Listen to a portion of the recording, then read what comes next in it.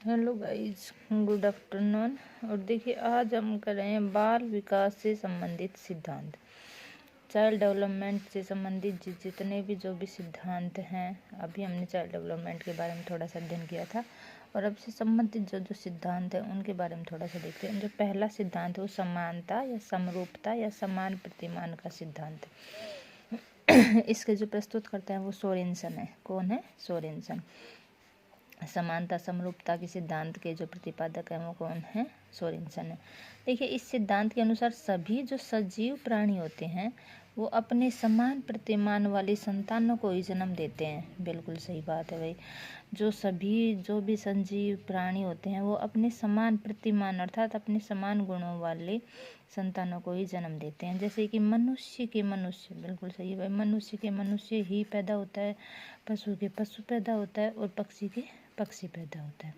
तो इस सिद्धांत को हम क्या कहेंगे? समानता या समरूपता का सिद्धांत। बहुत ही सरल है कि वे समान प्रतिरूप वाले जो सजीव होते हैं वो अपने समान प्रतिरूप वाले ही संतान को जन्म देते हैं। और प्रतिपादक कौन हो गए? सोरेनसन। ठीक है।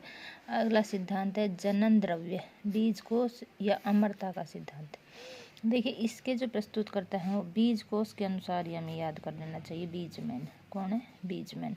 तो इस सिद्धांत के अनुसार चूहों पर प्रयोग किया गया। बीजमैन ने किसके ऊपर प्रयोग किया? चूहों पर। और बीजमैन ने बताया कि कई पीढ़ियों तक चूहे की पूंछ को काट दिया जाता है, परंतु कभी भी बिना पूंछ का चूहा पैदा नहीं हुआ। अतः उन्होंने बताया कि बीज कोष पीढ़ी दर पीढ़ी बने रहते हैं, कभी समाप्त नहीं होते हैं। देखिए, एक बहुत ही अच्छी बात बताई है बीजमैन ने। उन्होंने एक चूहे के ऊपर प्रयोग किया और उन्होंने क्या किया कि बहुत पीढ़ियों तक क्या किया कि चूहे की पूंछ को काट दिया, फिर पैदा हुआ, फिर काट दिया, तो बार बार काटते गए, लेकिन कभी भी किसी भी पीढ़ी में बिना पूंछ का चूहा पैदा नहीं हुआ। तो उन्होंने कहा कि जो जनन द्रव्य है वो हमेशा पीढ़ी दर पीढ़ी बना रहता है, कभी समाप्त नहीं होता है। ठीक है, इसे ही जनन द्रव्य बीजकोष या अमरता का सिद्धांत कहते हैं। तीसरा है अर्जित गुणों के संक्रमण का सिद्धांत। तीसरा क्या है? अर्जित गुणों के संक्रमण का सिद्धांत। विकासवादी वैज्ञानिक लॉमार्क। कौन है? लैमार्क ने ये सिद्धांत दिया, जो गुण माता पिता के होते हैं वही गुण कई बार संतानों में भी देखे जाते हैं। बिल्कुल सही बात है। जिराफ की गर्दन का उदाहरण भी प्रस्तुत किया। पहले जिराफ की गर्दन छोटी होती थी, परंतु परिस्थिति से बड़ी हो गई और अब संतानों में भी बड़ी होने लगी हैं। देखिए, अर्जित गुण, कुछ गुण ऐसे होते हैं कि जो हम वातावरण से भी अर्जित कर लेते हैं। जैसे कि उन्होंने जिराफ का एग्जाम्पल दिया है कि भाई जिराफ की जो गर्दन थी वो पहले छोटी होती थी, लेकिन धीरे धीरे धीरे धीरे इस प्रजाति के जो लोग थे वो गर्दन ऊंची कर करके खाना खाने लगे, जिससे कि उनकी गर्दन ऊंची होती गई और आगे आने वाली पीढ़ियों में धीरे धीरे ये ऊंची गर्दन के ही जिराफ पैदा होने लगे। तो जो संतान है उन आने वाली पीढ़ियों में उनकी भी गर्दन लंबी होने लगी। ये अर्जित गुणों का सिद्धांत है, लैमार्क ने दिया है। चौथा है मौलिक गुणों का सिद्धांत, जो जॉन ग्रेगर मेंडल ने दिया।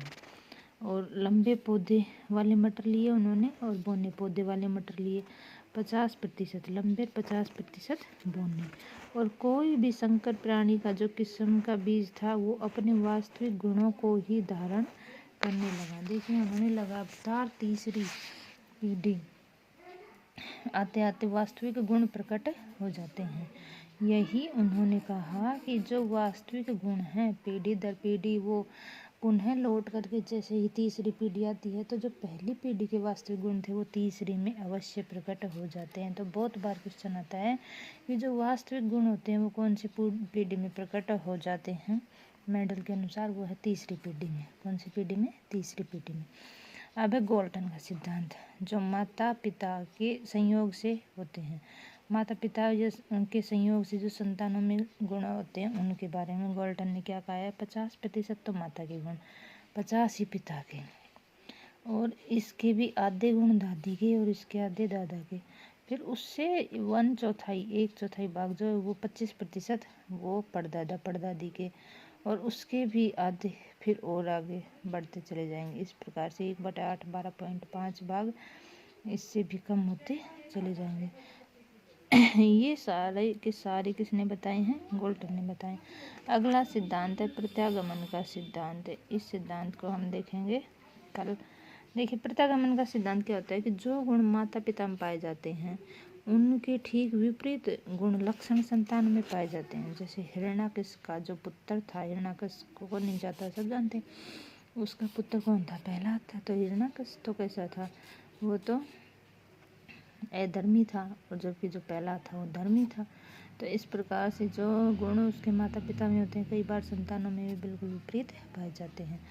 अगला है विभिन्नता का सिद्धांत। रंग, रूप, कद और माता पिता से भिन्नता लिए हुए होते हैं। कई बार क्या होता है कि किसी के माँ बाप जैसे कि सांवले होते हैं, लेकिन उनके बच्चे जो होते हैं वो गोरे पैदा हो जाते हैं। कई बार माँ बाप की हाइट कम होती है लेकिन बच्चों की हाइट बहुत ज़्यादा हो जाती है। ये सारे के सारे कैसे सिद्धांत है? भिन्नता के सिद्धांत है।